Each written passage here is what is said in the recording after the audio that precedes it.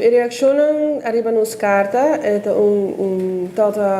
nos riparaco henenang a tot un tiki verwaard tot nanga bruja un tiki pa motivo ku eta nanti miedo pa nos bij kita bijstand.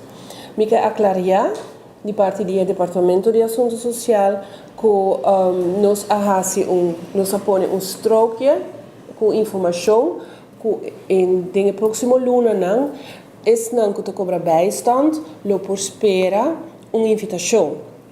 É sumamente importante que o departamento tenha informação de tudo que te cobra bijstand correto.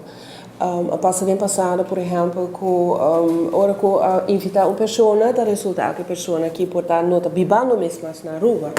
E me quer que se nós trabalhamos em trajeto novo, baseado em convênio de DPL, DAO e sociale zaken, o projeto Bantraga, me quer que é importante para nós por ter informação correta.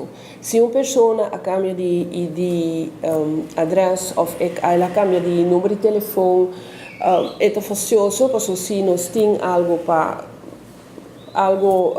vamos para a pessoa é impossível para nós ter contato com ela.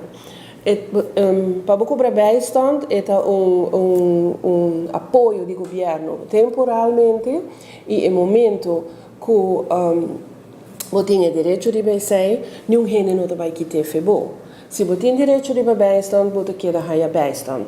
Se tem certo coisa que não está quadra, por exemplo, adres de informação que não está disponível não está correto, você tem dever de lá o departamento sa, se vai mudar, se conciliação de boa família a cambia, se, por exemplo, você sai por tem efeito riba a altura de suma que você tem direito de fazer. E luna aqui tem pessoas que vão ter duas cartas.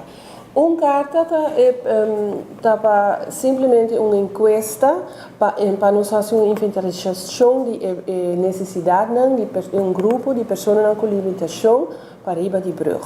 Nós fazíamos no passado para esse não que vive na paradeira e essa dando essa informação arriba aqui com o departamento dus é trabalhadora social que trabalha especialmente para gente com limitação não lo por fazer uso de informação para melhorar a situação de vida. Essa não tem nada de a ver com o bijstand. Dus para alguns é tique facioso, porque não há duas cartas, mas um não tem nada de a ver com o outro. Esse aí não se vai publicar em mídia também.